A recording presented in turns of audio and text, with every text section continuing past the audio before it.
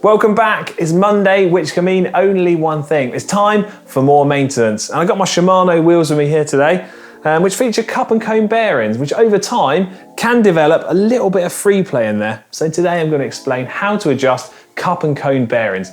And best of all, it's actually far easier than you probably thought.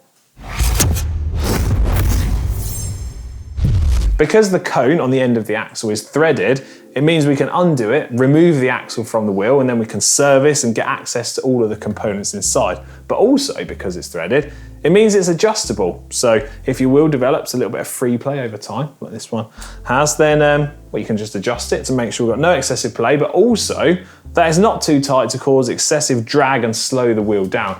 First step is to remove the wheel from the bike. Next step, we're going to need to remove that quick release as well. Again, fairly simple process. So we just undo that. Don't lose the little retaining springs. Put that together.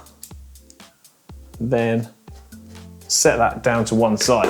And the best thing about adjusting the cup and cone bearings on these Shimano wheels is that you're only going to require two tools. So two 5mm Allen keys are all you're going to need. To use these, we're going to simply fit one into each end of the axle itself. So we can take one here, fit that 5mm in that side, take our other 5mm, fit that into this side. At this point, we just quite simply need to undo the axle, which is quite tight, so you will have to apply a little bit of force to that.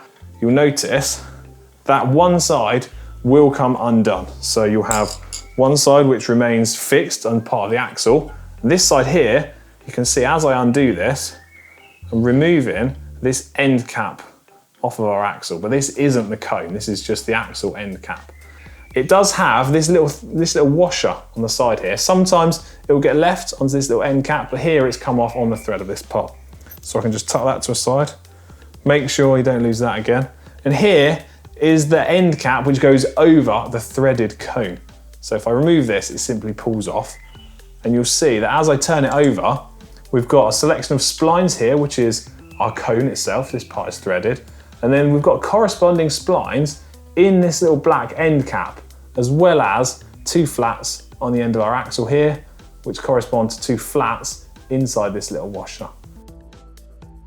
So this part here is the cone, and as I mentioned earlier, it's threaded, which not only means it's adjustable, it also means you can remove it. So here, if I wiggle the axle left to right, I can actually feel and see the free play that this wheel has. And this is actually quite a lot here in this wheel, because as I said, I just made it have some free play in it earlier. But if you were to have this amount of free play in the hub and you were riding it, the wheel will be rattling around and you'd certainly be well aware of it. So the first thing I can do is just remove this cone from the end of the axle here. And that means I'll be able to show you a little bit inside of what we've got. But to adjust it, I wouldn't ordinarily need to remove this cone, but just to show you what's inside, it's quite helpful. So this is our cone and it's the threaded part, and you can actually see the angled face on the inside, and that's where the wheel bearings, which are inside here, will run on as the wheel's spinning. And inside here, if we take a nice close look, you can see all of the different ball bearings spaced around inside, as well as the little rubber seal which sits around the edge to help keep the grease in and the dirt out. But I'll pop this little part back on.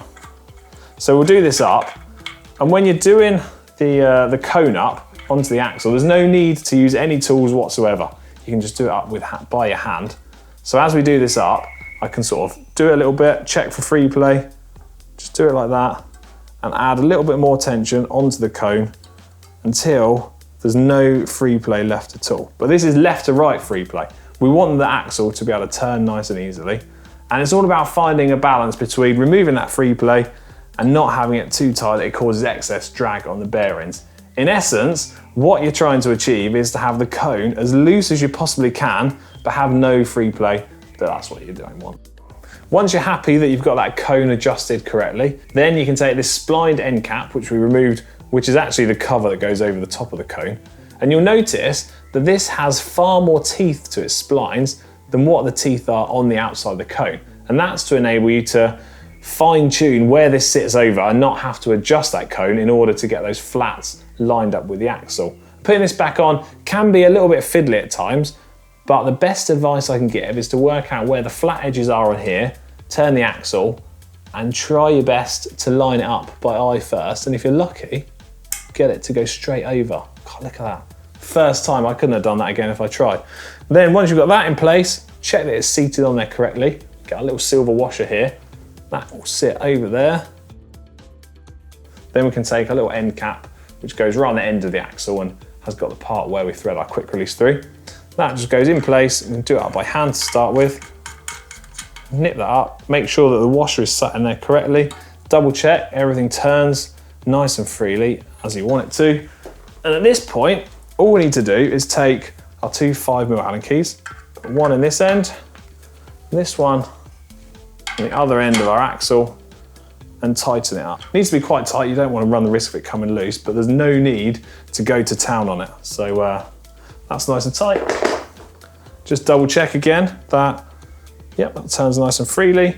Still got, yep, no free play in there, which is perfect. Then I can just simply put my quick release back into the wheel.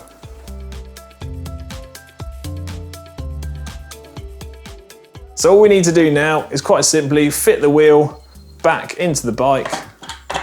So do our quick release up, tight, do our brake back up, spins nice and freely. And also while we're up here, I can just check, rocking the wheel side to side. Yeah, that's perfect. There's no play left in that whatsoever.